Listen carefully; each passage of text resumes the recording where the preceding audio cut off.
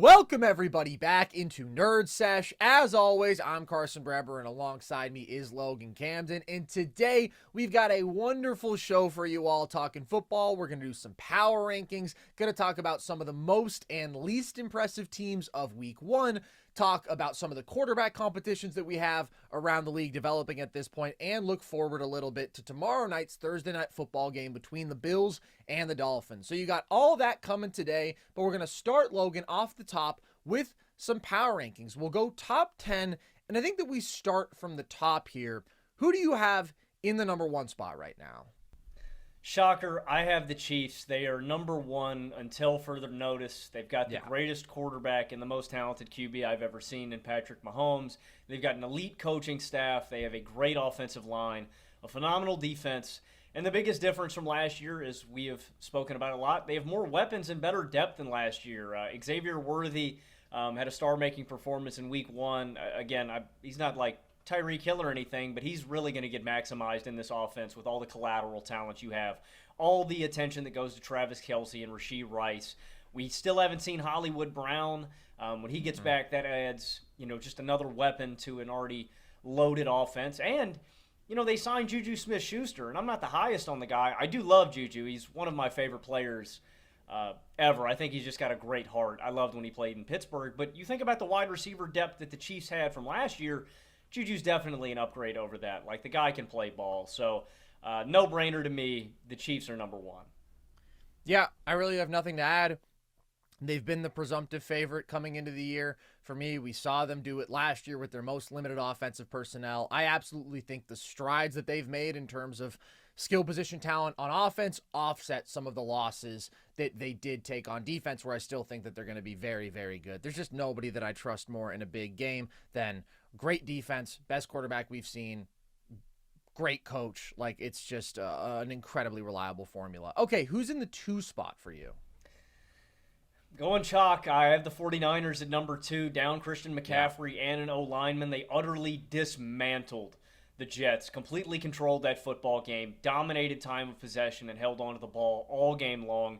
You bring back Brandon Ayuk, they got that deal done. You bring back Trent Williams, they got that deal done. I mean, those were my 2 biggest concerns about San Francisco coming into this year. It wasn't anything schematically or with this roster. It was, can they bring their 2 big dogs back? Well, they got the job done. So my 2 biggest concerns have been wiped away.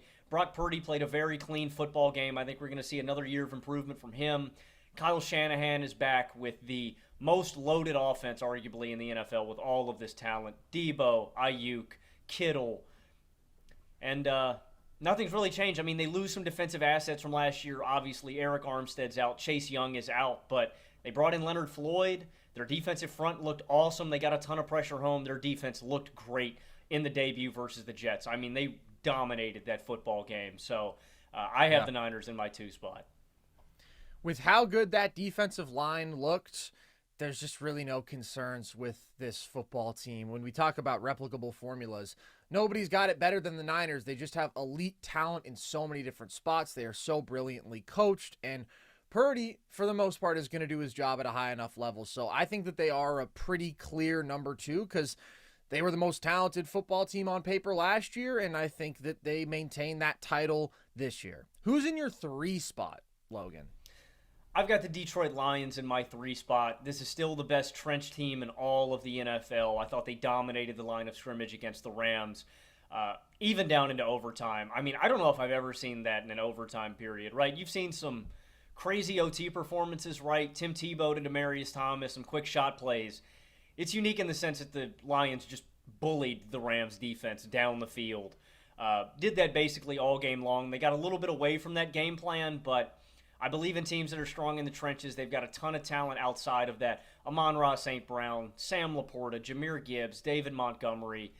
The team's loaded. I think the Lions are one of the most talented teams in football, and I think the fact that they won this game while Jared Goff played very average, had a pedestrian football game, speaks volumes about how great the rest of this roster is. Again, when I talk about the Lions, it always comes back to the trenches. I think they're the strongest team in the NFL in that regard, and that's why they're 3. Strongest team in the trenches, but also awesome linebacking core defensively. I think the whole front 7 is great offensively.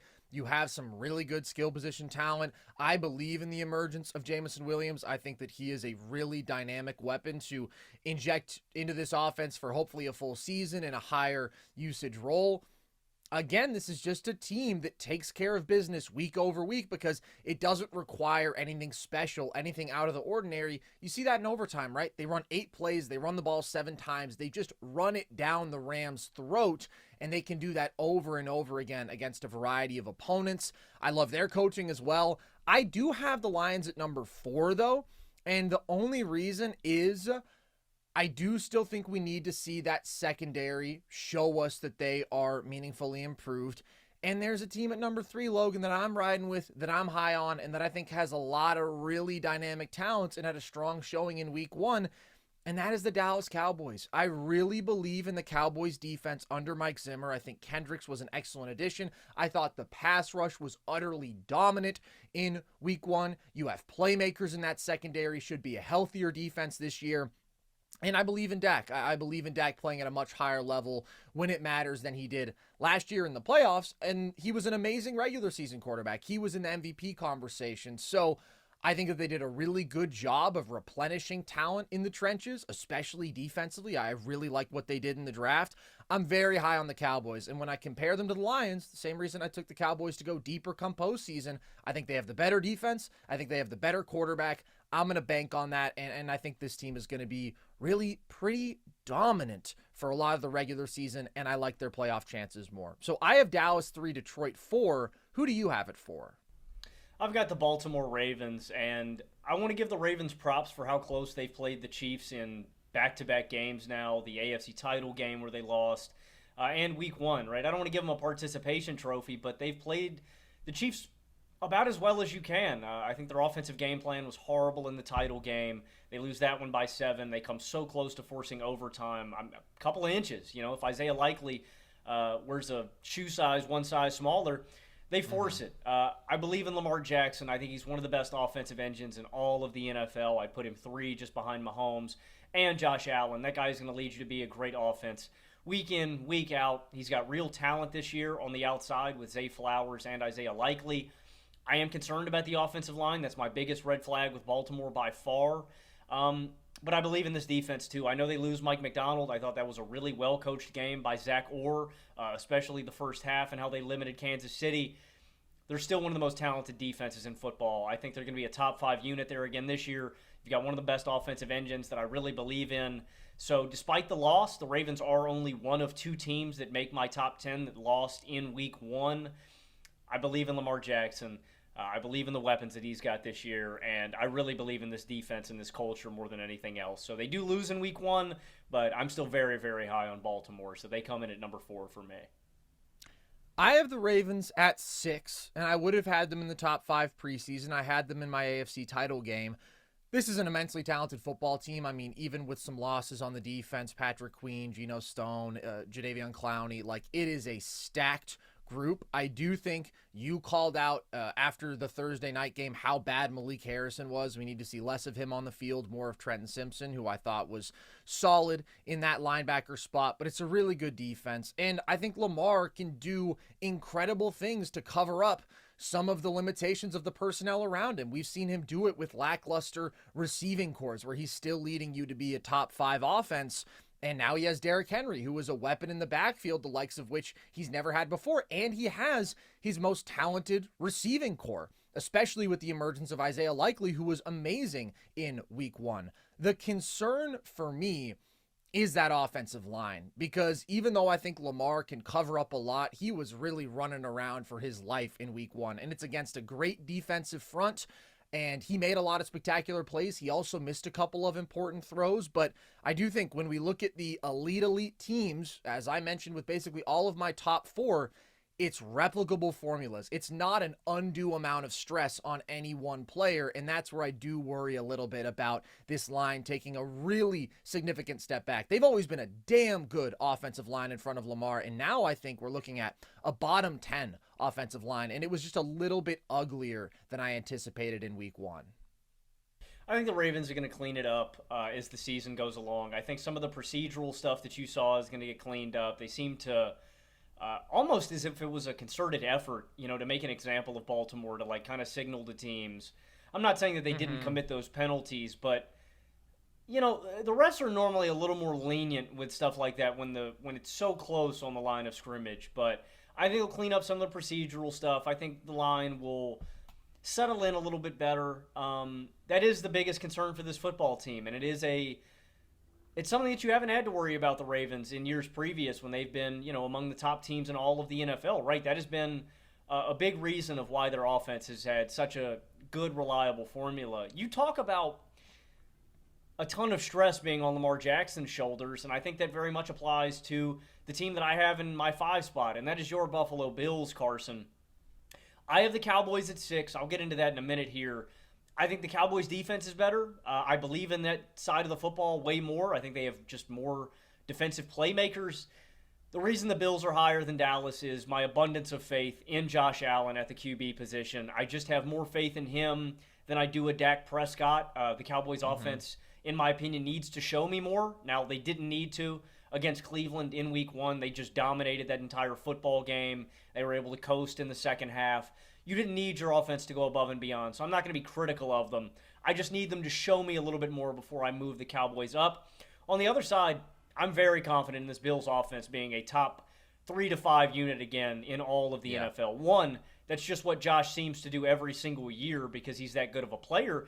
But I also think that their skill talent has become very underrated in Buffalo. Khalil Shakir is a beast. He's going to put up numbers this year. Keon Coleman looked a lot more comfortable in week 1 than I expected him to be. He looked a little shaken up in the preseason. He looked very comfortable in week 1. Dalton Kincaid is a great target. I believe in James Cook. He's a phenomenal running back. And I think this defense is a little better than the numbers would suggest. I talked about that after week 1. You have the return TD. You have the phantom TD after the unnecessary roughness. I think the points allowed in that game may suggest that Buffalo is a bad defense. I think they're well coached. I think the pass rush may take a little bit of a step back with Leonard Floyd, but I really like what we saw from Greg Rousseau. And I think the talent is just overall underrated in Buffalo because there's not a ton of name brand value there. I think that's going to change as the season goes along. And again, you may not believe in the Buffalo Bills team. That's okay. I believe in Josh Allen. That's why they're number 5.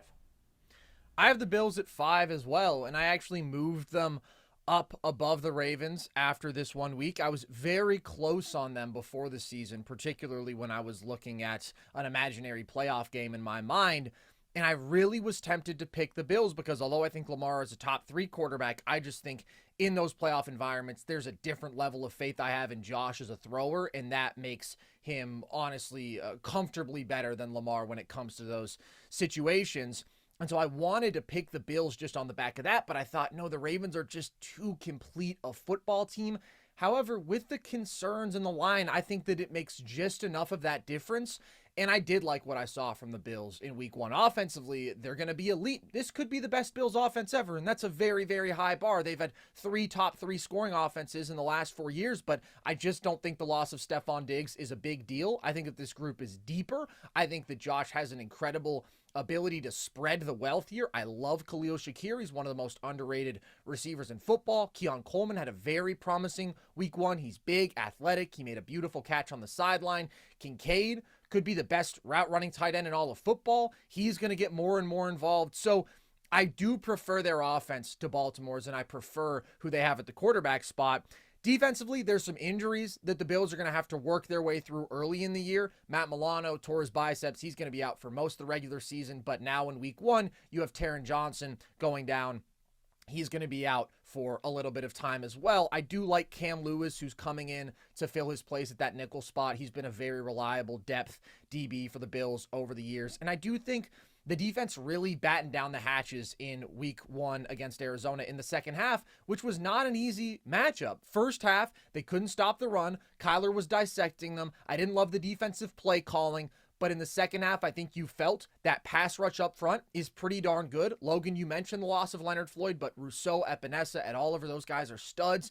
And remarkably, Von Miller not only had one of the plays of the game where he just bull rushed a lineman into Kyler for a sack, he actually had one of the highest pressure to snap rates in the league in week 1, which is just a completely remarkable reversal from last year when he was legitimately one of the worst football players I've ever watched. So I don't want to get too high on that because maybe it was just one freak throwback performance, but it's at least encouraging, and I really like the defensive line around him. And when you get Taron Johnson and Matt Milano back, those are two of the best players on this defense, arguably the two best, although Rousseau and Oliver would have something to say about that versus Taron Johnson. So I think that the Bills continually churn out pretty good defenses, and they're going to have an elite offense, and I'm going to bet on that formula. I have them in 5 as well. Okay, who's in your 7 spot, Logan? Or do you want to talk Cowboys first? Real quick, I'll say something real quick here. I do have the Cowboys at 6. I think the defense is likely going to be a top 5 unit again. I want to give you props for giving a big shout to Mike Zimmer in the preseason. I do think that this defense is very well equipped to be even better this season. They were a really good unit with Dan Quinn last year, obviously crumbled in the playoffs against Jordan Love. Zimmer looked phenomenal in his return to Dallas as a defensive coordinator. He was originally a defensive coordinator in Dallas in the early 2000s. He makes his comeback here. You've got a ton of talent, Micah Parsons, DeMarcus Lawrence. I think this pass rush is going to be one of the most disruptive in all of football this season. You know, you think about the elite groups, the Steelers are up there. I think Dallas is there with them, if not better. I mean, they've got a ton of talent, right? When you have that kind of 1A pass rusher like Micah Parsons, and you've got a great conglomerate up front, but specifically a tier 1 guy, I think DeMarcus Lawrence is that good up there with him. Obviously not with the Hutchinsons, the Watts, the Parsons of the world, but in that next group, I think Lawrence does belong. Diggs had a good game. You're going to get DeRon Bland back at some point in this season. I really do believe in this defense. The only reason they're not higher, and they do crush the Browns, they utterly decimate them. I just need to see a little more bit from the offense, like I mentioned earlier. I want to see a little bit more from Dak. I want to see the rest of the offense get involved. I want to see if they're able to run the ball between the tackles. That's still probably my biggest concern about this Cowboys team. But it was a really good Week 1 win. I just want to see them do it against better competition, and I want to see this offense get going a little bit more before I move them up. Fair. I do want to give shout-outs to Overshown and Marshawn Nealand, who made their debuts as rookies on the defensive side of the ball. Very good picks, in my opinion. Immediate impact guys. I really am very high on that Cowboys defense. So who is in your 7 spot, Logan? I have got division rival Philadelphia. I've got the Eagles in my 7 spot, and they've definitely taken an offensive, a full upgrade offensively, bringing in Saquon Barkley. He looked amazing in his Eagles debut. We expected it. The best offensive line he's ever ran behind, the most aggregate skill position talent he's ever had along with him offensively. Again, I think you have to emphasize that when you're talking about units. This is a team sport, moreover than anything else in any sport, right? There's 22 guys that are going to line up, 11 on your side, 11 on the other. When Saquon's never had that, kind of luxury. He's never had elite skill position talent that can take a little bit of the attention off of him with A.J. Brown and Devontae Smith outside. He's never had a great offensive line to run behind. There's just so much to deal with when you're playing and game planning against Philadelphia. It's hard to cover everybody. You bring in Kellen Moore. I thought he had a really good play calling debut. And again, there's just so much skill position talent here. A.J. Brown and Devontae Smith are both number 1 receivers. I think Devontae Smith is the best number 2 receiver you could ask for. The guy is so smooth. You got Dallas Goedert. He's a damn good tight end. I'm still worried about this secondary. I thought you saw them get burnt on some big plays. That's probably my biggest concern about Philadelphia. And I'm really worried about Jalen Hurts. I thought he objectively looked bad versus Green Bay. And every team above this list for me, I just trust more than Jalen Hurts. And that to me is a fundamental limiter of Philadelphia and why I can't have them higher at this point. And I think people will look at the skill that Jalen has, Carson, the numbers that he will produce, and I think they'll go, oh, well, maybe you're a little underrated. You're underrating Jalen a little bit. You're a little low on Jalen Hurts.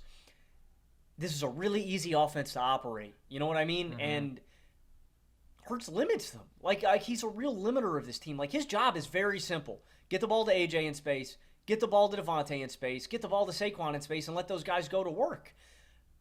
And when he's asked to do a little bit more, I think that's when you see him crumble a little bit. He had a bad interception in this game. He had a couple other that were dropped. I think Hurts is exceptionally talented. I just need him to show that he can elevate this offense and not be an anvil, a handcuff to this offense instead of, where he was during the Super Bowl run. I still believe that Jalen Hurts can get back to a similar level. I just need to see it before I move the Eagles up. The secondary and Jalen Hurts are still the biggest limiters of this team, in my opinion. Last year was really rough for Hurts by the standard that he had set for himself. I expected to see a bit of a bounce back this year. And in week 1, we really didn't. I mean, it was a really, really bad Jalen Hurts game. And all the areas that were concerning last year, decision making. I mean, there are several horrible reads, horrible decisions that he makes in this game. So the processing, getting the ball out quickly, like all those things where he regressed last year were bad in week 1 of this season. So you can take that and say, well, it's encouraging that Philly got a win against a good team then, and it was in some weird conditions, right? Everything about that game in Brazil Friday night, slippery-ass field, like it was just kind of a weird experience. And I do think that the Eagles are going to be very good because they have so much talent on both sides of the ball, really. But I thought that that was a more concerning performance than Hurts than I was expecting, and I wasn't really high on Hurts coming into this year. Defensively, I thought that it was a mixed bag. I thought that you saw their talent up front with the pass rush. I thought that they made some really timely key stops in the first half when they were getting dealt these very short fields. I also thought they allowed some really explosive plays. They allowed over 7 yards per play. So I want to see more. The Eagles have the talent to be a top 5 team, but that defense has to meaningfully improve from last year, and they will improve to some extent. The question is just how much, and I need to see more out of Jalen Hurts. So for those reasons, I debated them at 7. I actually have them at 8. At 7, I have the Houston Texans, who I don't think have the ceiling of the Eagles, but they do have pieces in place that I really trust. I think that this receiving core is absolutely ridiculous. Nico Collins is a bona fide wide receiver 1, and I think that Stephon Diggs at this stage in his career is definitely one of the high-end number 2s you could ask for, and Tank Dell and Dalton Schultz. Like, just so many nice pass catchers. CJ to me is it's the best group in the league, man. It's incredible. It's incredible. The totality of it is so impressive, and CJ's a top 10 guy who I really trust. It was also very encouraging to me how well Houston ran the ball in week 1, because that is an aspect of this offense that we haven't seen previously. I was not high on the Joe Mixon signing. I don't think he's been very good for years in Cincinnati, but he played an unbelievable game in week 1 against a Colts front that I think is pretty solid. So I do like the offense. I think it's a very good unit, not as elite as some of the ones we've talked about. Buffalo, they don't quite have the ceiling of a Philly offense. But then I also think that this defense is going to be good. I really like their pieces up front. I think that they're well coached. I like the secondary. So they're just a very, very solid all-around team that I feel like you can bank on to give you 10 or 11 wins.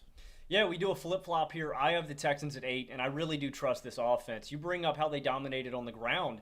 This was the number 29 rushing attack last season in terms of yards per attempt. Mixon gives you 159 yards and a TD, and you got to give a lot of credit to the offensive line. I think Stephon Diggs wins quote of the week from week 1 about his offensive line.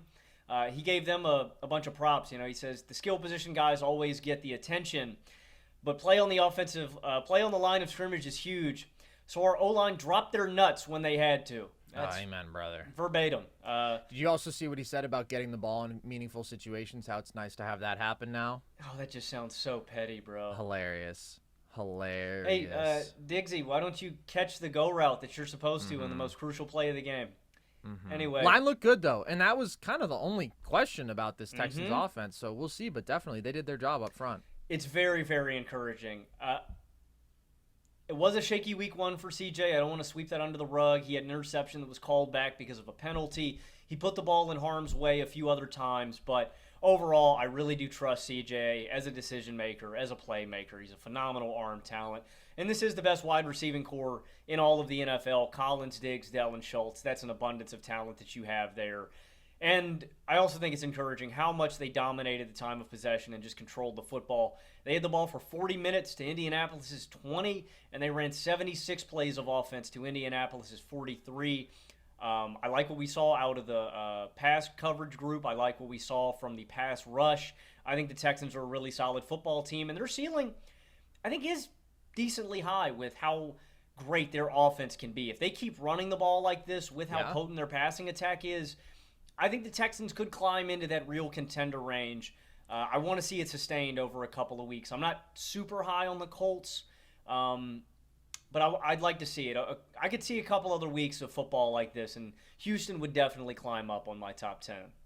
Yeah, the question really is, what sort of improvement are we going to see from the line and in the running game overall? Because I did not expect that to be a strength of this offense. If it is, then yeah, that does put this unit closer to the elite offenses in football compared to the good offense that I expected them to be. I'm just not totally sold there, but it was encouraging. And of course, up front, defensively, you had Danielle Hunter. So with him and Will Anderson, like, that's a really dynamic pass rushing duo as well. Texans are good at a lot. I'm just not sure that they are as dominant in any one category as a lot of the teams who we have above them are. And although CJ's very good, he's not playing at that sort of tier 1 level that elevates the Bills, the Ravens, guys like that. Okay, here, I think it'll get a little more interesting because we actually had a very similar top 8. Who's in your 9 spot? I've got the Miami Dolphins at number 9, mostly because it's one of the most volatile offenses in the NFL. You notice the 14-point swing. I talked about this in our Week 1 reaction show. Travis Etienne, the Jaguars are dominating that game. They're up 17-7 with, I think, just under 3 minutes left in the third quarter. It marched down the field, and Etienne fumbles out of the back of the end zone. Immediately after, you go from scoring a TD, basically putting this game to bed unless you absolutely crumble, and Tua connects with Tyreek Hill for an 80-yard TD. That's how quick the Dolphins can hit you, man. Like, just in the blink of an eye, they can swing games with that kind of speed that they have. I thought the defense was impressive for Miami. They allowed no points in the second half. They held Jacksonville to 2 of 10 on third down. They forced 5 3-and-outs in the second half. And I really liked what we saw from the pass rush up front, the pressure they got on T-Law throughout the game. And they end this one with back-to-back clutch sacks on Trevor Lawrence. I also mentioned this in the reaction show. I expect them to run the football better. That was weird in this game. They had the number 1 rushing attack in 23 in terms of yards per attempt. They mustered just 3.2 versus Jacksonville. And so I have a level of trust with Miami against bad football teams. I think that they are going to beat average and bad football teams. I don't do this to dog on Miami. I just feel like I have to mention this anytime we talk about them. I still have my playoff concerns. It starts with cold weather and Tua's limitations and how much they struggled against great teams last year. These numbers are courtesy of The Ringer and Sporting News. Shout out them for compiling these stats. They were 1-5 against playoff teams in 23. They had a point differential of negative 91 in those 6 games. Among teams that played playoff teams, or at least this many, that was the 3rd worst point differential of any team in the NFL against playoff teams. That's just ahead of the Commanders and the Giants. Against those playoff teams, they scored 20 less points per game on offense. They averaged 117 less yards per game on offense. They allowed 15 more points per game on defense, and they allowed 110 more yards per game. Another damning stat, Tua's passer rating against playoff team versus non-playoff teams from last year dropped by 26 points. And in their last 10 games, this dates back 2 years, against teams over 500, they are 1-9.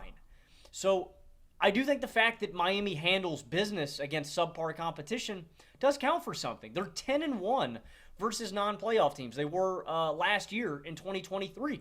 That's great. It counts for something. And I thought it was a good Week 1 victory. I liked what I saw out of Tua in this offense. I thought the defense was solid.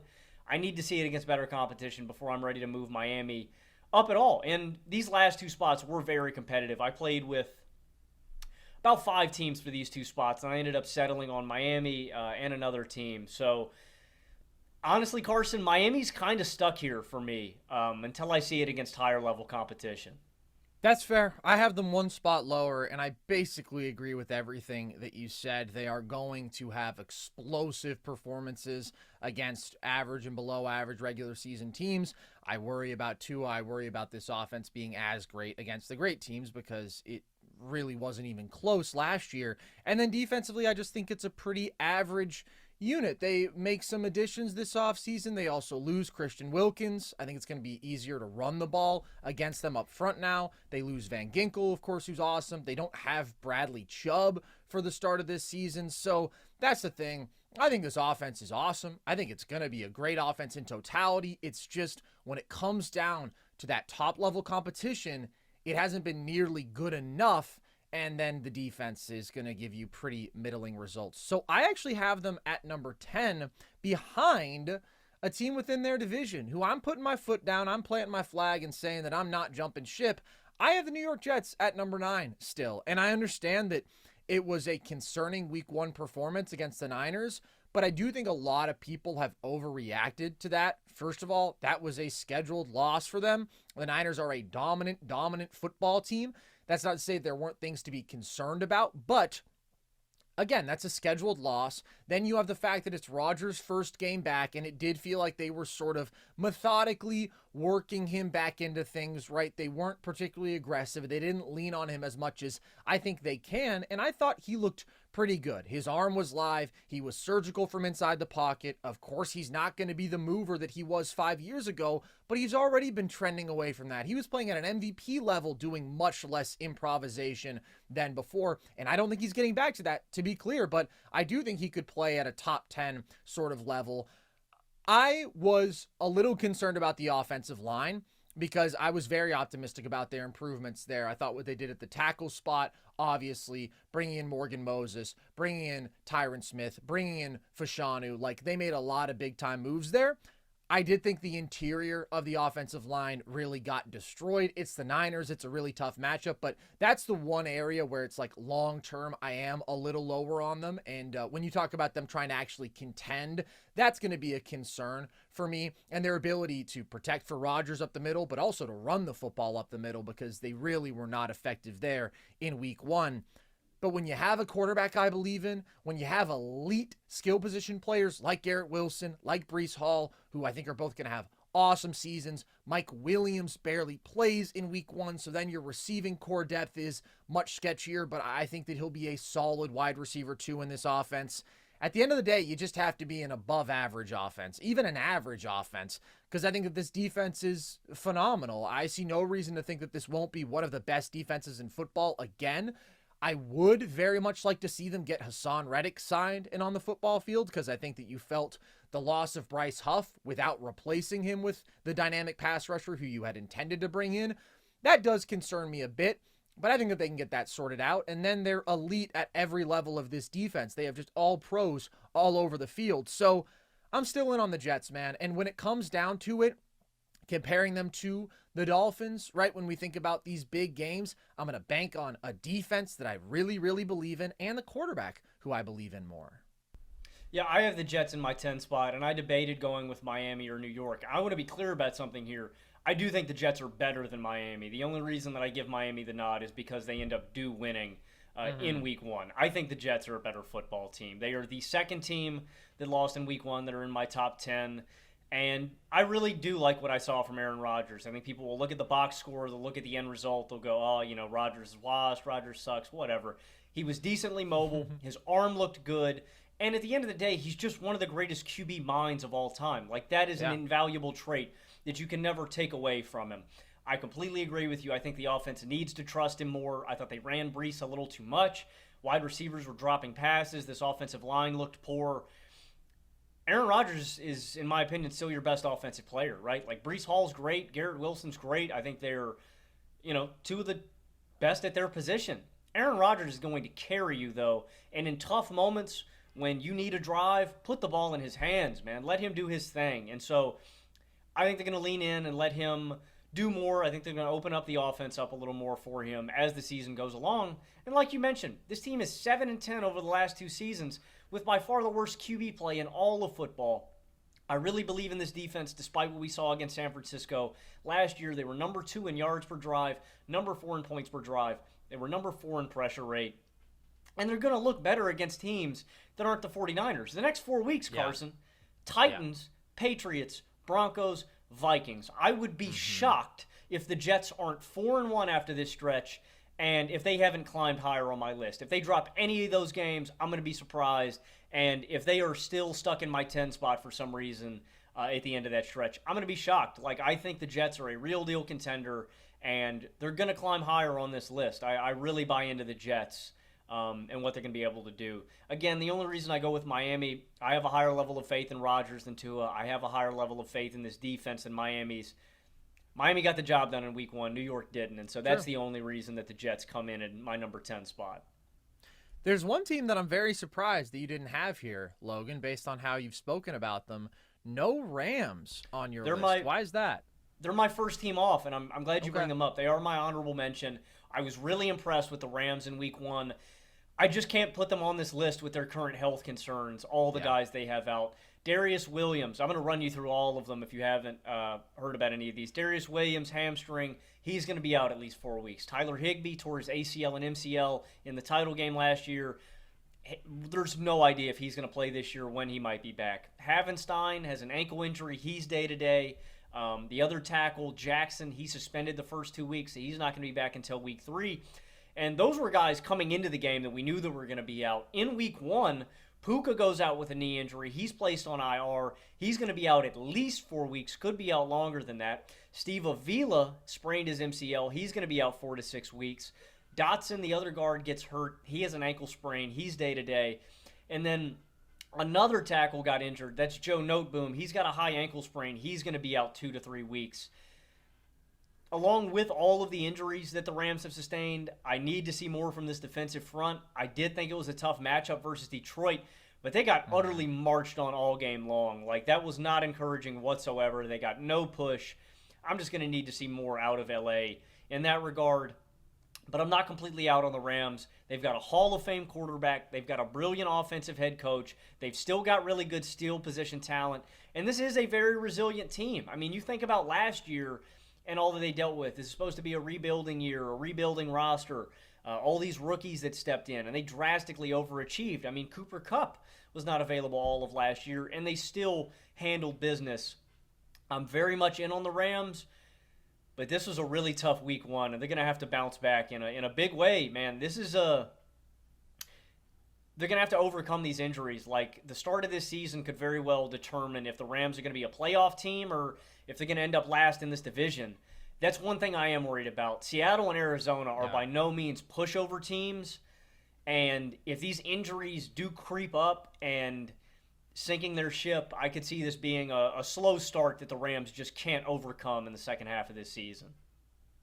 I get that, and similarly, that's why I basically disqualified the Rams from my list. I was impressed with them in week 1 overall, honestly, and I actually thought that the defense played pretty well in regulation. My expectations would be without Donald, without Ernest Jones, without Raheem Morris calling plays, they would take a big step back, and I thought that they were competitive throughout 4 quarters. It was just at the end, you definitely felt the absence of Donald up front, and they did just get obliterated at the line of scrimmage in overtime. So I wouldn't have them in my top 10 anyways, probably. I think they'd be my first team off, but the injuries definitely make it significant, especially Puka, and the line also can't really afford to be more shorthanded because that was already sketchy in week 1, offensively I'm talking. But Kupp just had to carry such a ridiculous load. The target share was just ridiculous in that week 1 game, and he did it, and he stepped up, but I just think without Puka on the field, like you lose an element of dynamism and legitimacy to this offense because everybody knows Stafford wants to throw that ball to Cooper Kupp every down, and he's going to be able to get that short stuff right, and they can sort of methodically grind their way downfield relying on Kupp, but again, you're not going to be able to take the top off the defense in the same way, I don't think. So there's no one else to me that really merits a ton of conversation here at this time. Let's move on from the power rankings, Logan. Let's talk about some of what we saw in week 1. We'll start on the positive or negative end, actually. Could be either direction. Which team changed your opinion of them most in week 1? I'm going to start negatively. For me, it's the Cleveland Browns. I picked this team to win 9 games. I just can't believe in a team that is this comically limited at quarterback. And it'd be one thing if they were just limited at QB. The Browns have no reliable source of easy offense. You know, without Nick Chubb, I mean, they couldn't even get any push up front. Like, I still like this offensive line. I still like the skill position talent that they have. I actually think that they're probably, all things considered, above average there. Amari Cooper, at full health, that is. Cooper, Njoku, Elijah Moore, Jerry Jeudy, Jerome Ford, even down Nick Chubb. I think this is a really solid group. the quarterback can't get them the ball. That's a problem. Like, that is wholeheartedly the issue that I have. I think the defense is going to look better. I can't believe in a team to win more than 7 games with this kind of QB play. Like, I think it is. And again, like you said after our Week 1 show, it's funny coming from the Steelers guy because I am captain. Let's go defense. Let's get points. Let's nickel and dime down the field. Let's grind these games out. It's normally a pretty good formula. Again, the Jets eke out 7 wins last year with horrible QB play. I just can't take the Browns seriously. And this is a team that I thought could be on the cusp of being a contender. They're not. And it sounds like they are pretty staunchly against moving on or making any change at the QB position. So as it stands right now, I just can't see this team sniffing the playoffs unless they make a change at QB. My choice is the Browns as well. And I would also put the asterisk as long as Deshaun Watson is still the starting quarterback for this football team. And it does seem unlikely in a lot of ways that they would move off of him just because they've invested so much in him. And at that point, it is just a full concession that, hey, we messed up here, which we all know. It's painfully obvious. This dude is horrible on the football field. He's horrible off the football field. We just got more awful details about just his serial sexual assault history. Like, this guy has no place in the NFL as a human being. I firmly believe that. I think it's disgusting that he was paid this much money with knowledge of all this stuff in the Browns organization. But just keeping it on the football field, I mean, he is catastrophically bad. I expected him to be like the 25th best starter in the league. And I still picked the Browns to win 10 games and sneak into the playoffs with that because I thought last year their quarterback play was awful. Last year, Deshaun was really bad, and they still went 5-1 with him as a starter. But he doesn't look like a bottom 8 starter. He looks unplayable, dude, holding onto the ball for absurdly long. And the one thing that he still is a good athlete, but it's not nearly enough when he's still taking sacks at an absurd frequency because he's not making quick decisions. When he does escape, by and large, he's missing these throws by like 8 yards. He's putting the ball in danger 10 times a game. And you just see like Kevin Stefanski, who is a brilliant offensive coach, I think, who managed to scheme a really good offense down the home stretch of the season around Joe Flacco, who came off his couch and couldn't move. Just has no faith in this guy. Like 3rd and long, what are they calling? It's wide receiver screens. 3rd and 7 in a comeback effort. They hand the ball off up the middle. Like, you just cannot entrust any sort of responsibility in Deshaun Watson. And up to this point, man, this is not an overreaction to 1 week, even though it was about as bad as he's looked, because just look at how he's performed versus the really bad alternatives that they've had at the quarterback position. Like, Amari Cooper has been more productive without Deshaun Watson on the field as a Cleveland Brown than he has been with him. 9 more yards per game, 10 total touchdowns in 20 games without him versus just 4 touchdowns in 13 games with him. Their offense has averaged the same number of points per game since adding Deshaun when he's on the field or off it. And think about the alternatives. Like, we're talking about the worst quarterback play outside of the New York Jets. Jacoby Brissett, DTR, PJ Walker, Jeff Driscoll started a game. And again, Joe Flacco off his couch, clearly outplaying Deshaun Watson for 5 games at the end of last year. So this is the only reason I put an asterisk on this. If they do put Jameis Winston in, I think that this could still be a playoff team. And that's not because I think that Jameis is even an average starter. It's just Deshaun is so far below that. And I don't know why we would expect Jameis to be worse than Deshaun right now. You can compare Deshaun's production in Cleveland to Jameis's in New Orleans. The recent years we've seen him as a starter. Jameis, 20 touchdowns, 11 picks. Deshaun, 15 touchdowns to 11 picks. Jameis, 7.1 yards per attempt. Deshaun, 6.2, which is awful. Jameis, 88 passer rating. Deshaun, 78 passer rating. Jameis, 20 more yards per start. And there's no reason to think that with these weapons and with Kevin Stefanski and this line, once you have Wills and Conklin back healthy, that this isn't an even better situation than New Orleans. So I get it. Jameis is going to make his boneheaded plays, but not to the scale that Deshaun Watson is right now. He'll be a more accurate thrower of the football, a better processor within the pocket. I just trust almost anybody to execute an offense more than Deshaun right now, and we've seen Jameis be a capable starter in this league. I think that they have to pull the plug if they want to save their season, but I don't think that they will. And until they do, I still think that this could be an 8-win team because I do believe in the defense. And I think just as much as you can keep Deshaun Watson out of the game, there are still a lot of other strengths to this offense. I've liked basically everything about the quarterback position for this team. I mean, the entire time that they have had Deshaun Watson in their organization, but he is just at an all-time low right now. Yeah, I think you got to start Jameis or make a move for somebody else. I'll say it for the people in the back, too. I have no idea why you didn't bring back Joe Flacco. This is a Super Bowl caliber roster, an elite defense with an elite defensive front. Myles Garrett, Zadarius Smith, Jeremiah, I always struggle with his last name, Owusu Karamoa, J.O.K., man, monster. Great secondary. Ward, Delpit, Newsome. Amazing O-line. Great skill talent. Deshaun Watson's washed. And what I think you're seeing on the football field, Carson, is his conscience eating away at him in real time. Amen. He has completely lost his confidence, and he is in his own head. I think the fact that he is an evil human being consumes him. He can't get it out. Like, it should. When you're that big of a piece of shit, it should eat it away at you. At least you have a soul. At least that says that maybe there's a little bit of you that's a little bit remorseful. But the reality of the situation is, it's the worst contract in NFL history, and the Browns are going to have to eat the money regardless. It's a tough, and not only a tough pill, it's a really expensive pill to swallow. Right now, Carson, Sport Trek tweeted this out.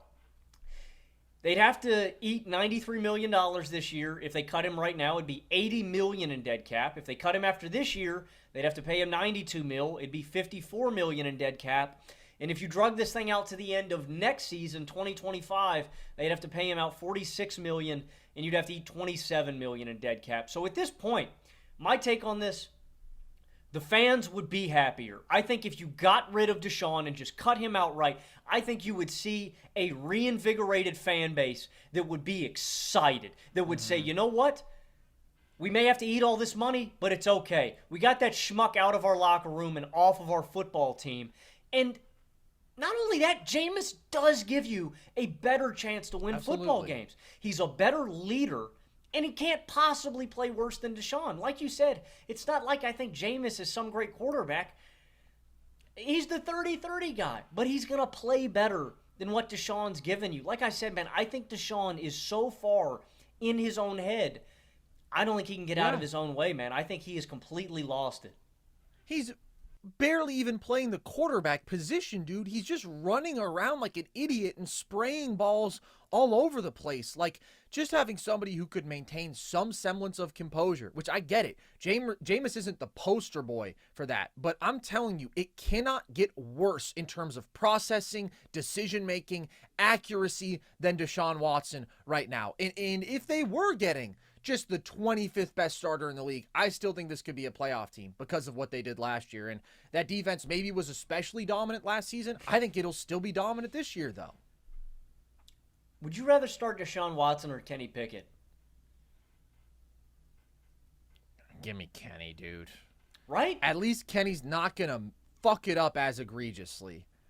It's just shocking what we're seeing from Deshaun Watson right now. Absolute bottom tier quarterback play. So I'm with you, man. I'm disappointed because I like a lot about the Browns, but that dude is awful. And, you know, it can't get worse than this week, I honestly don't think, and they will have a healthier offensive line, and they won't face the Cowboys' defensive front every week, so maybe Deshaun plays a little bit better going forward, but we've seen enough of a sample, man. 13 games of him sucking.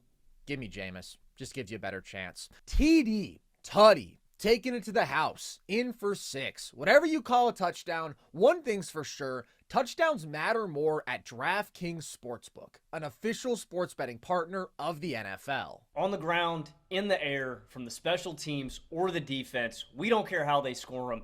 We want to bet on touchdowns. And DraftKings Sportsbook is the #1 place to bet on touchdowns. Ready to place your first NFL bet? Try betting on something simple, like a player to score a touchdown. Go to the DraftKings Sportsbook app today and make your bet. Ready to do a touchdown dance of your own? New DraftKings customers bet $5 to get $250 in bonus bets instantly and get 1 month of NFL Plus Premium. Download the DraftKings Sportsbook app and use code NERDS. That's code NERDS for new customers to get $250 in bonus bets when you bet just $5 and get 1 month of NFL Plus Premium. Only on DraftKings, the crown is yours. We've touched on the Week 1 performance that's moved us the most. On the flip side of that, Logan, what do you think was the fakest Week 1 performance? The performance that you're not buying long term? We went from Jameis's new team, the Browns. I'm going to go to Jameis's old team, the New Orleans Saints. And I think this is a solid football team. But I've seen a lot of people after Week 1, and I know, man, it's exciting. It's a new season. I've seen the Saints in some people's like top 10s now after this week, and it's like, dude, they beat the Panthers. And before I get into New Orleans, just as an aside, I want to say, David Tepper, you are the worst owner I have ever seen in the history of the National Football League. You have ran the Panthers into the ground. I feel for my dear good friend Matthew Sponauer and all Panthers fans worldwide. What you have done, you are jeopardizing football in Carolina. I am afraid that the Carolina Panthers are going to be moved away because you can't sell tickets. Like, Carson, this is what you see before a team like is forced to sell by the league. I have never seen somebody take over and so quickly nosedive an NFL franchise quite like David Tepper. It is it's disastrous. It is the worst team in the NFL, I think, like even worse than the Giants, even worse than the Broncos. I think the Panthers are in a shit tier of their own by themselves, and I don't want to see the team get moved away because the Hornets have sucked for God knows how long. The Panthers were good. They had that brief moment of brilliance with Cam Newton. They had a good run with Jake Delhomme. This is the lowest low point of their franchise, and I am scared that they are going to be forced to sell or moved somewhere else, and I don't want that to happen to this fan base. I feel for you, Panthers fans, and I am sorry. But that is the reason that the Saints beat the Panthers so bad in this one, man. They're a solid football team. They were statistically, in terms of scoring, a top 10 offense and defense last year. I'd be shocked if they ever put up 40 points in a game the rest of the season. 35. Like, this kind of explosion is just an anomaly from this offense, and it is because the Panthers are so bad. I think the Saints are solid. I think they're a good team. They're about 500. I just think when people after 1 week are putting them in these top 10 conversations or thinking that we're going to see a resurgence from Derek Carr, it's like, no, man, the Saints are fake if you think that they're a real contender. I think they're good. They're going to be competitive on a week-to-week basis, but they're not drubbing any team not named the Panthers like this. I wouldn't even say good, and no disrespect to the Saints. I do think that their defense is above average, but I do worry about the offensive line. I do worry about the receiving core outside of Olave, although Rashid Shaheed had an explosive game, and he's definitely good for a chunk play every once in a while. I think that they're fine, and I would put them and the Vikings in a very similar tier of, like, these are respectable football teams. These are teams that I would expect to win 7 games. They're competent organizations at this moment in time, but they just don't have the upside to be any sort of playoff team, and they just absolutely obliterated the 2 worst teams in football. With the Panthers, we really focus on Bryce Young because he's the number 1 overall pick who looks very, very disappointing. But that defense, man, all their losses from last year, Burns, Luvu, Gross Matos, Von Bell, Deion Jones, Jeremy Chin, now they lose Derek Brown potentially for the year. Like, that could be the worst defense in football. They probably will be bottom 3 on both sides of the ball. And like I said after Sunday, picking them to win 4 games was generous, dude. This could be a 1-win team. This could be one of the worst teams we've seen in a long time. Bro, 100%.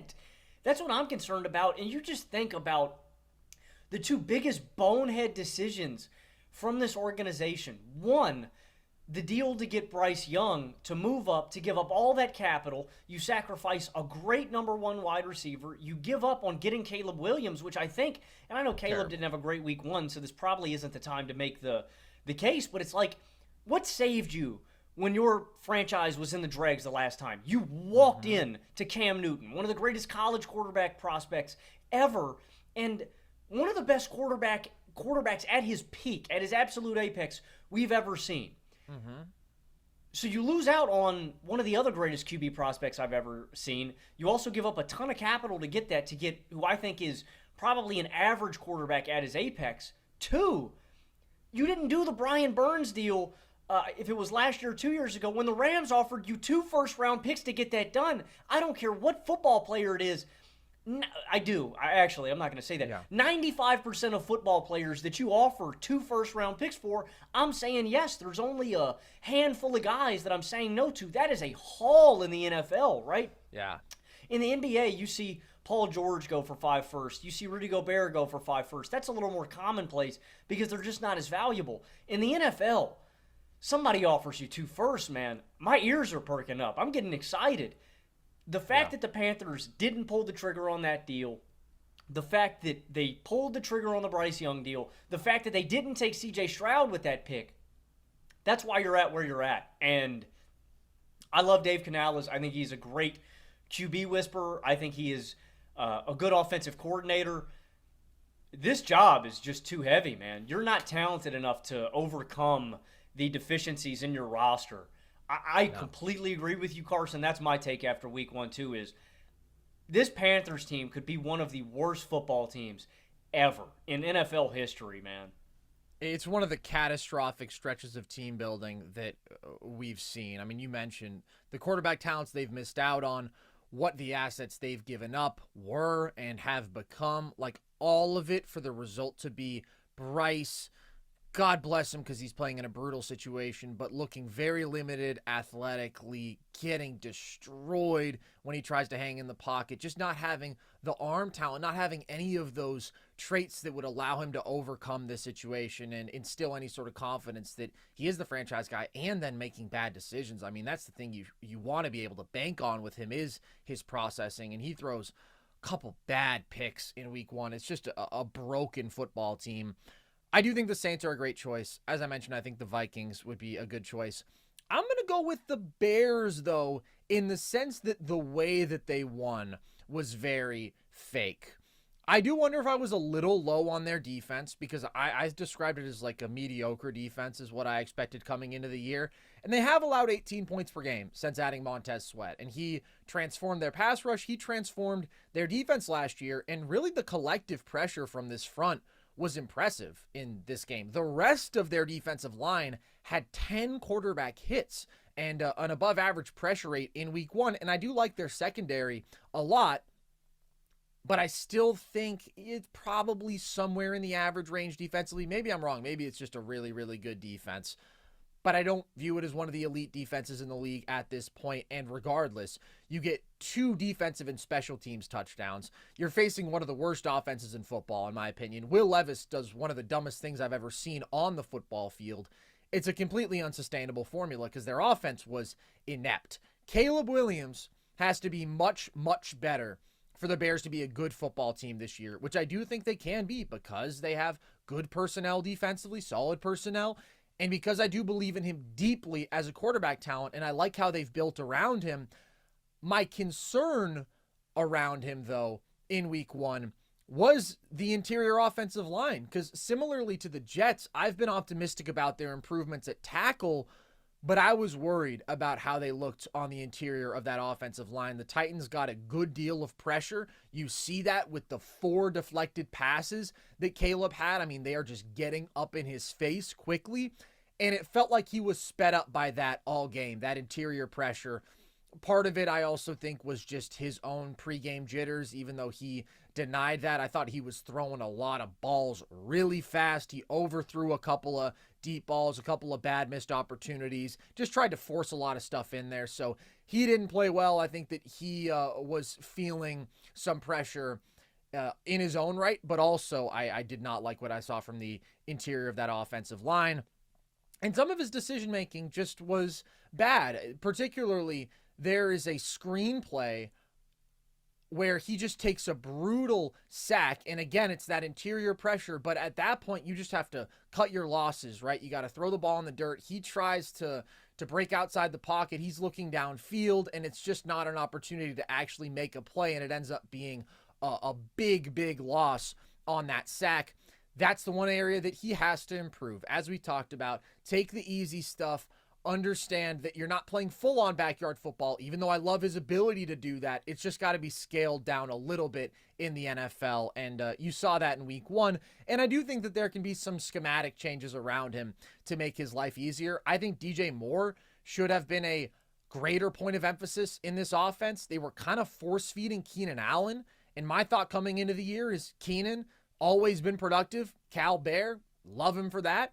But he's just lost a lot of athleticism, right? I mean, he's very fundamentally sound, but because of his athletic regression, I was viewing him as like the wide receiver 3 in this room, behind DJ Moore, of course, and behind Rome Odunze, and they treated him like wide receiver 1. They targeted him 11 times, and some of those, the ball did not need to go to Keenan Allen. So get DJ Moore involved more, a little less Keenan Allen. I want to see Caleb rolling out even more bootlegs, right? I think that that's where he is at his most lethal. His ability to throw on the run is really pretty incredible. Try to get some more quick hitting stuff as well. And they have to be able to run the football, because the Bears could not run the ball at all. Like, I couldn't even say their offense was one-dimensional. It was zero-dimensional. They didn't do anything well in week 1. And now Odunze has a sprained MCL.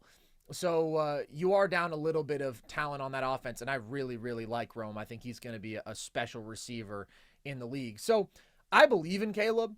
I believe in the Bears overall being a winning team. I picked them to win 9 games, and the defense is encouraging, but you need Caleb to do so much more for you, and I think he will. I think we saw it's tough as a rookie making a week 1 debut in the NFL. All 3 of the rookies who debuted had their issues, particularly Bo Nix was disastrous, and so I do think he'll get more comfortable. I think that nerves will be much less of a factor going forward. I think he'll get smarter, and I think that this offense will get smarter around him, and the talent is special. So I'm going to bank on all that, but it's got to happen, and it's got to happen pretty fast if the Bears want to actually be a good football team this year. Yeah, I wouldn't say it's fake. And honestly, I thought about picking the team they played for the other question, whose opinion changed the most. Cleveland did, but I was encouraged by what I saw from Tennessee. I think their defense is going to be better than I anticipated, but I'm still probably going to pick them to win 6 games just because I don't believe in Levis. Like, I think that, again, maybe just a little bit too much of a cowboy, but I'm encouraged that Chicago won in such an ugly fashion. Agreed. And the offense couldn't do anything whatsoever. It was a fake win for sure, but I think this team can still reach 7 to 9 wins this year because this defense is going to be better. And Odunze is a big loss, but I think this offense, I don't know. I can't possibly imagine the Chicago offense looking any worse. No, I agree. I bet on Caleb, man. I had high expectations for him. I have high expectations for him, and this was a really rough week 1, but yeah, I'm still banking on the talent, and I really like the receiving core around him. Just a line and a little bit of play calling stuff. All right, let's go through some of these quarterback controversies, Logan. Let's start with a team that unfortunately has lost their starter and their franchise guy, that being Jordan Love, who got hurt, of course, at the end of their game against the Eagles on Friday night. He is not on the injured reserve, but it looks like he'll probably miss 4, maybe 6 weeks with a sprained MCL. Malik Willis is going to be the starter for week 2 if Jordan Love does not play, which I don't see how he could play. But you also have Sean Clifford in that room. What's your take on that situation, Logan? How do you feel about Willis starting, and how do you think the Packers can hold up for however long it is that Love is out? I might explore making a move for somebody else or just simplify the hell out of the offense.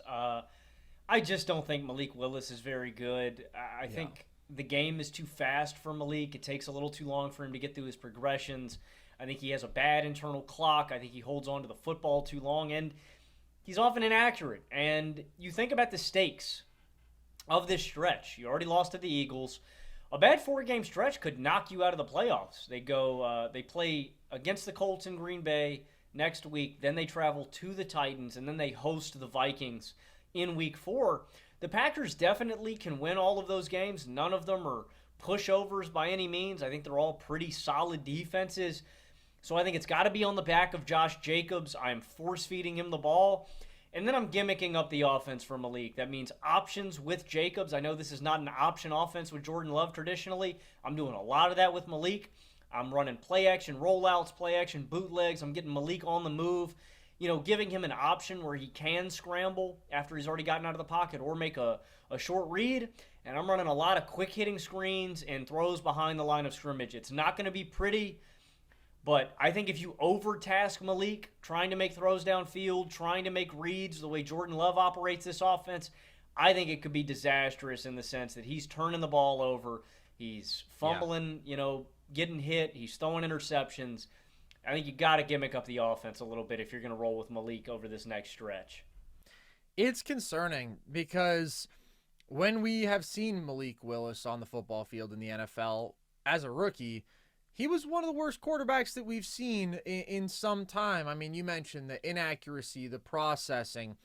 It was pretty rough, and I do think Clifford would be the better pocket passer. He can move some, but there's definitely a reason that the Packers went out and got Malik, and they prefer Malik, and he does have the arm strength. He does have the speed, so maybe LaFleur, who's a great offensive mind, thinks that he can do something with that, but I'm with you. Simplify his role and minimize his role. You're going to lean heavily on the run game, which the Packers do very, very well overall. But my concern is that this defense is not very good. Like, if this were a situation where I thought, okay, you can bank on the run game and the defense, then it's not as important who was at the quarterback position. But I think in a lot of ways, the Packers are very dependent on the quarterback position because, listen, I like their receiving talent, but I think that Jordan Love elevated them down the home stretch of last year. The run game opens up so much out of play action where Love can kill you with shot plays in a way that I just would not trust Malik Willis to. And the Packers have had to put up points to win games. You see it against the Eagles. Like, they just cannot get off the field when it matters most. So I am concerned about Willis's ability to get the ball to some of these playmakers downfield. And you mentioned the next 3 weeks, then you go the Rams. I honestly think with Malik out there, you probably go 1-3, and then you're 1-4 on the year because you lose week 1, and then you're in deep danger. Like, I think the Colts are a pretty solid football team. They're good in the trenches. I like Anthony Richardson. I think their receiving talent's been underrated. They're well coached. The Titans, that's a very winnable game, but the Vikings, I trust that offense more than I trust the Packers offense with Malik Willis out there. And then the Rams we're talking about as a fringe top 10 team. So thank God that it wasn't more serious for Jordan Love. But this is a very, very concerning moment for them early in the year when also they didn't look good in week 1. And a lot of people had proclaimed them to be like the next big thing in the NFC. They didn't look like that. Now they're down their quarterback. I'm worried about the Packers. I'm very, very worried. I mean, it's so hard. It compounds week after week, man. You start at 0-2. Your chances nosedive. You go 0-3, your percentages nosedive. You go 0-4. Like, I can very much see a scenario where the Packers miss the playoffs because of this injury. Again, man, I was talking about this. I talked about this after the Eagles game, before we knew the news on Jordan Love. Like, this is a team that I thought had to get elite quarterback play out of Jordan Love to get 9-10 wins. Now you're not even going to have Jordan Love. Yeah, I can see this opens the door for the Packers to potentially miss the playoffs, and that's really disappointing. Yeah. Again, I don't. This is not an overreaction out of week 1. I think this is just a reality of where the Packers at in their situation. This is a team that a lot of people picked to go to the Super Bowl, man. They're in grave danger of being way worse than that, man. I'm very, very worried about Green Bay. As am I. I think that there's a very real chance that they are not even in the playoffs because of this injury. And even with Love out there, I didn't view them as some juggernaut. I viewed them as a wild card team. I viewed them as like a 10-win team. So this is very unfortunate for them. Let's talk about your Steelers, Logan, because there's been conversation throughout the offseason about Russell Wilson versus Justin Fields. Russell is named the starter preseason, but then he's not able to go in week 1 with an injury. Fields goes out there, picks up a win, plays a solid football game. Who do you want as the guy going forward? I want Justin Fields. I liked what we saw in week 1 from him. He was on time. He was efficient. Most importantly, he got the ball to George Pickens. I've been harping on that. You just need somebody that is willing to make those throws and get the ball to a playmaker. Speaking of which, Justin Fields is also just a playmaker. He's just more talented than Russell Wilson. He brings a dynamic and stresses defenses in a way that Russ can't at this point in his career. Elite Russell Wilson. Great getting out of the pocket, playmaking, extending plays. He's just nowhere near or close to the athleticism or mobility that we need to have effective Russell Wilson. And what we saw in the preseason, what we saw last year, the entire calendar year in Denver, was a disaster. And Fields can make plays, man. Like, again, he's going to frustrate me at times. He's going to frustrate Steelers fans at times. He's not a perfect quarterback. But the fact that he can scramble like this, the fact that he can make plays on the run, the fact that he looked as good as he did in week 1, I'm ready to roll with Fields, man. And I don't want us to turn to Russ at any point in this season. It's weird. It's really strange too, Carson, because Russ is a captain of this football team, which is just strange, which means that Mike Tomlin feels he has a level of faith in Russ that I don't have. I will mention, I think a year or two ago, he named Mitch Trubisky a captain. We all saw how that panned out. I just think Fields is more talented, and I think he's better at this point in career. Also, man, I think Justin Fields is hungry. I get a hunger and a... Get him a sandwich. I get a desire that I feel on the field with Fields that I just don't feel with Russell Wilson at this point in his career. You have a desire for Justin Fields that you don't have for Russell Wilson? Kinda.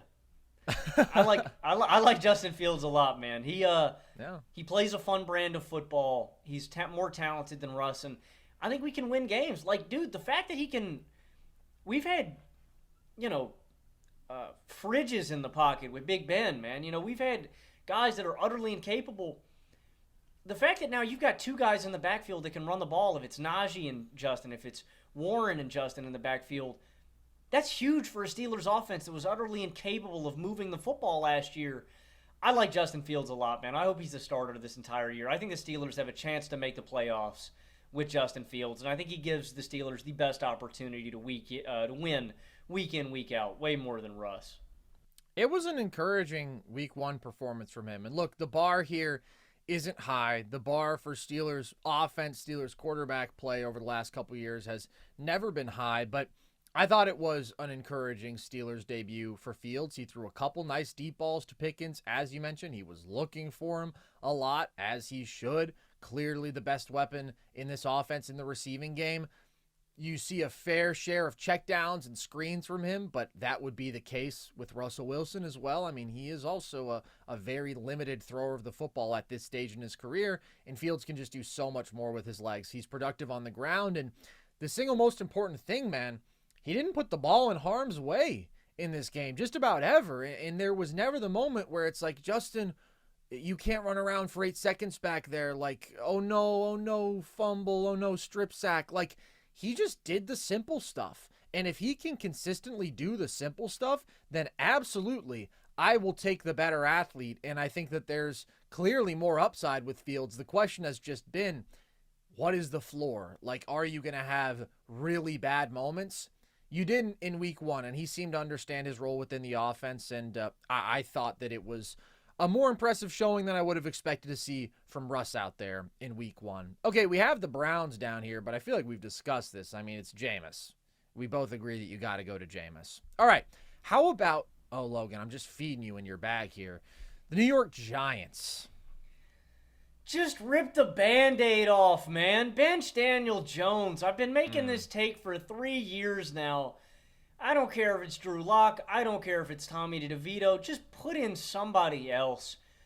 The saving grace for Giants fans, there's an out in Daniel Jones' contract after this year. I think they're going to have to eat $22 million in dead cap. The guy can't play.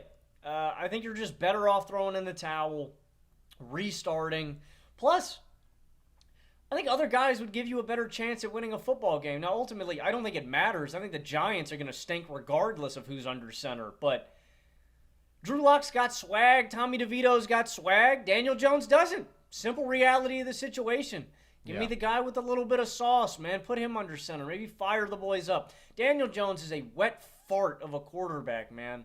He just, it's how you describe the Panthers offense, dude. Daniel Jones sucks. He's a bum. I cannot believe we have let this charade go on for so long, man. He's not a starter in this league. We got to get Drew back on here because Drew was going to war for this man precisely 2 weeks ago. Here's the case for actually moving off of Daniel Jones in very short order. I don't think it's going to happen right now. It's not going to happen after 1 week because they have paid him like he's their franchise guy. But here's the reality. We all know that he's not at this point. Giving him $40 million a year is one of the worst contracts in football. His last 7 starts since he got that money, 2 touchdowns, 8 interceptions, 5.4 yards per attempt. You really can't get worse than that. I mean, the decision-making is just absolutely abysmal. The duality to this is that, Logan, even if you mention, like, thinking that a Drew Lock gives you a better chance to win, Drew Lock is not going to cover up the many flaws on this roster. It's not like the Browns where it's like you are doing a disservice to your team because you could make the playoffs with another guy and you are sticking with this buffoon just because you paid him. It's very different in New York because it's like, no, you're going to suck no matter what. So from that perspective, I could see them saying, listen, we've invested in Danny. Let's at least give him some sort of leash, see what he can do. But the reason, Logan, that I think we could see him yanked sooner than later is because if he gets hurt, he has an injury clause in his contract where they can't just cut him loose after this season. You mentioned the out. That becomes more complicated if Daniel Jones gets hurt this season. And if I were the Giants, I would not be inclined to chance that. Like, I want to get off of this dude as quickly as possible. I know our quarterback play is going to be bad no matter what, and it probably will be better with Drew Lock because I view Drew Lock as a high-end backup, right? He's just a dude who can come in and execute an offense. It's not going to be good. There's nothing dynamic there, but it's better than what the hell Daniel Jones is giving you right now, which is a turnover fest, absolute chaos, and really just a mental breakdown on the field. I mean, him and Deshaun both are just like redefining what's possible at the quarterback position in their own ways. Okay, how about the team that the Steelers faced this past week, Logan? The Falcons, who, of course, have 2 dudes who they've invested in a great deal. They gave Kirk $40 million a year this offseason. Then they drafted Michael Penix 8th overall, which I did not like those 2 moves together. Do you think it's time to consider moving on from Kirk? I think everybody's overreacting to the Falcons' Week 1 loss. I'll tell you straight up, it's the Steelers. Steelers do this to everybody. Like, you can't be surprised. It's not the first time a QB has faced immense pressure and thrown multiple picks versus Pittsburgh. They disrupt every quarterback. They disrupt every offense. It's the Steelers' way. It was not a good game from Kirk. He goes 16 to 26, 155 yards, 1 TD to 2 picks. He was not mobile at all. As I mentioned during our Week 1 show, all of his snaps came from the pistol or the shotgun. Kirk Cousins was the most single-back reliant quarterback in the NFL last year when he started, and he did look panicked under pressure, but it's his first game back. I think you give Kirk some time, you let him face some non-elite defenses. If this trend continues, maybe you do explore moving on to Michael Penix. I'm not putting that completely out of the realm of possibility this season. I quite like Penix. I think I said before the draft started, I thought Penix was the most pro-ready quarterback out of the bunch, more than Bo Nix, more than Caleb Williams, more than Drake May. I thought Penix, if you had to take a guy that you wanted to start Week 1, it was going to be him. And so if Kirk shows that he can't play, if he is really struggling with his Achilles injury, if he's trigger happy when the pressure gets home and this offense can't move and he can't get the ball to the playmaker, sure, we'll do that. But I think 1 week is way too quick to pull the plug on Kirk. Yeah, I agree.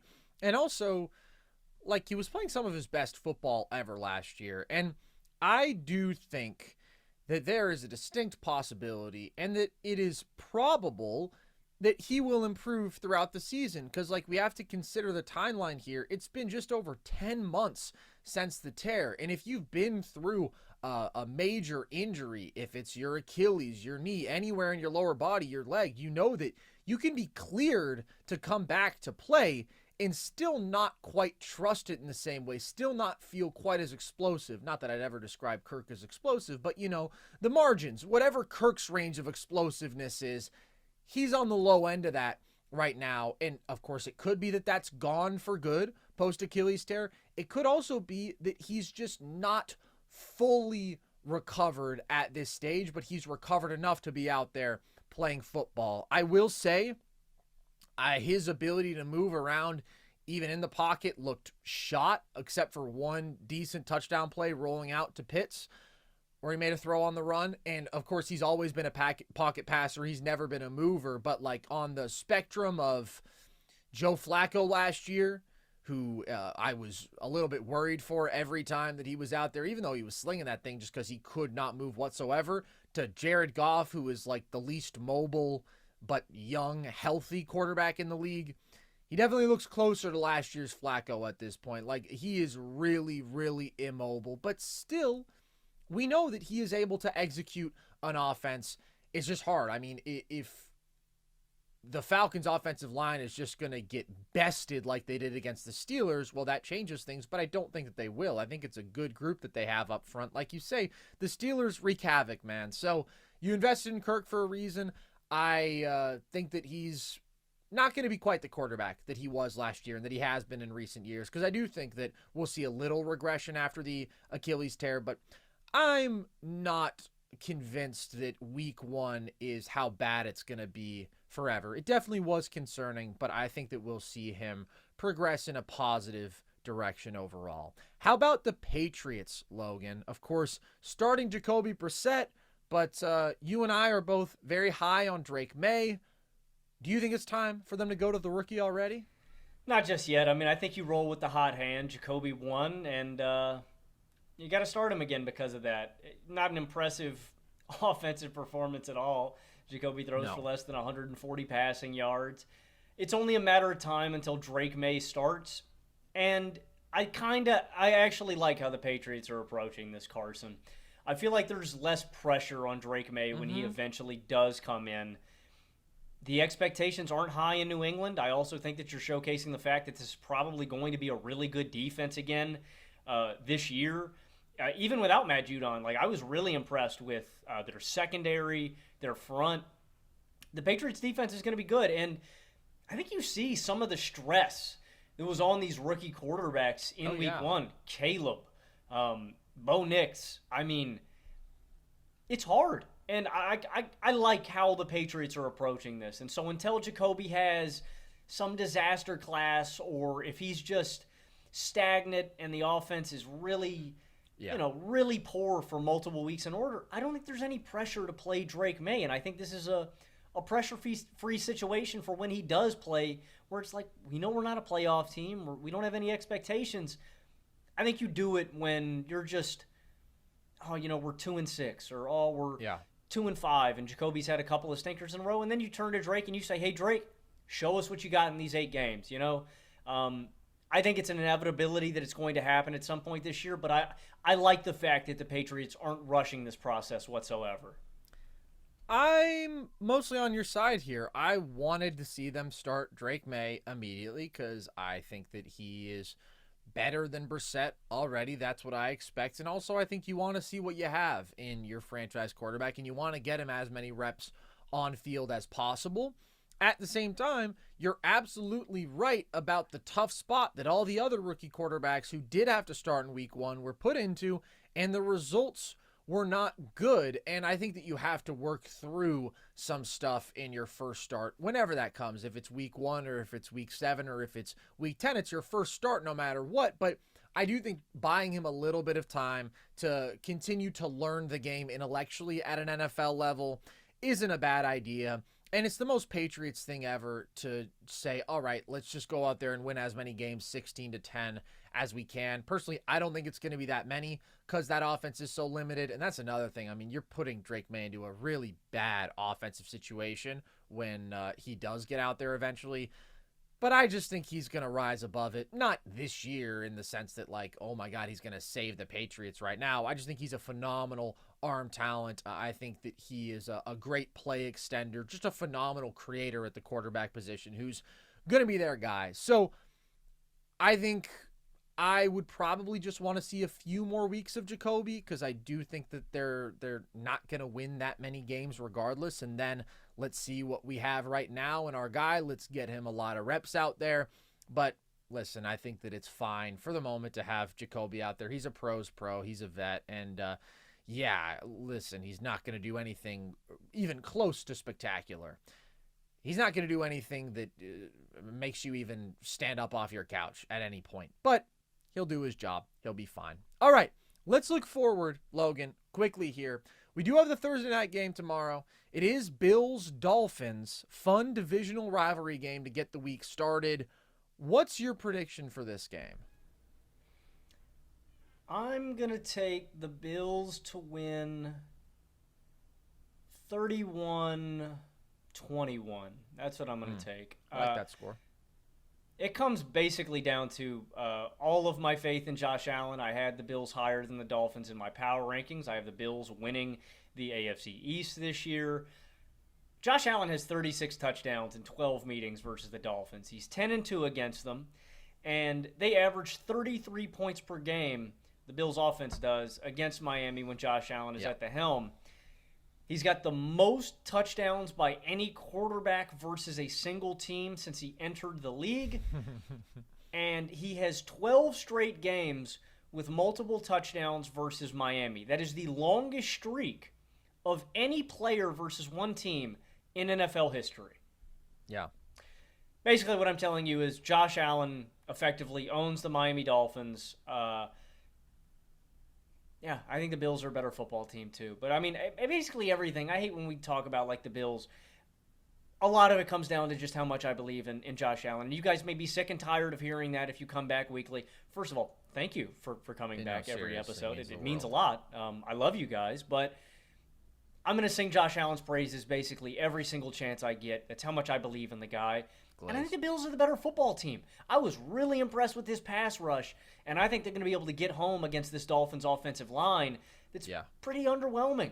And if they can't run the ball against Buffalo, I really do worry about Miami moving this football. So I'm going to take Buffalo to win this one by 2 scores, by 10 points. I think the Dolphins will, score football. They might have a couple of explosive plays, but I think Josh Allen is going to have more explosive plays against Miami. And that's the thing, man. I feel like Carson, correct me if I'm wrong, you are the resident Bills fan. Every game that the Bills do lose, it just feels like Josh has an off game, right? Like, I feel like if the Bills are going to lose, it's because Josh has a stinker of a game. And I also think that's why people, rag on him a little bit more, because the Bills' losses are often a little more disastrous and a little more on his shoulders. But that's also because the Bills' wins are normally more on his shoulders. Yeah, I think it really depends. I mean, the Bills very much do ride and die with Josh, which is overwhelmingly a good thing because, like, he is the offense, and the offense is the greatest strength of this team. But there's always a couple games each year that you look at, right? You have the Jets game last year, which was one of the worst he's played. You have the Broncos game last year, where even though they still should have won had they not had 12 men on the field, he was not good in that game. But then there's also games like the Patriots game last year, right, where he puts them ahead, leads a go-ahead touchdown, and they can't get a stop in the last minute. There's the Eagles game where Josh was perfect. They didn't turn the ball over. They had over 500 yards of offense, and their defense just could not get any sort of stops. Like, in totality, I think more often than not, it's actually a defensive letdown. But I do see what you're saying. Like, if Josh doesn't play well, then yeah, the Bills probably aren't going to win because there's not that much exceptional about this team around Josh. However, he absolutely decimates the Miami Dolphins. I mean, you gave the numbers. If you include the playoff meeting, he's 11-2 with 41 touchdowns and 337 yards per game. And the Dolphins last year versus playoff teams, if you count their playoff game, they were 1-6. So we have a player who has completely dominated the opponent here, and we have a team that really struggles against high-end competition. So the fact that the Bills are underdogs to me is crazy right now. I would be hammering Bills money line, I'll tell you that. Now, Josh did hurt his hand but he continued to play. He's going to play in this game. I think he'll be fine. He's a tank. He's a machine. And this offense is great. As we were saying earlier, I like the weapons here. I think they're underrated. I do think it'll be easier to run on Miami without Christian Wilkins. He also won't be grabbing Josh's balls, which he has a very concerning history of doing. You guys can find numerous clips and images of Christian Wilkins grabbing Josh's balls during the game. Weird stuff. And I do think that we mentioned, right, some of the other losses to this Miami defense.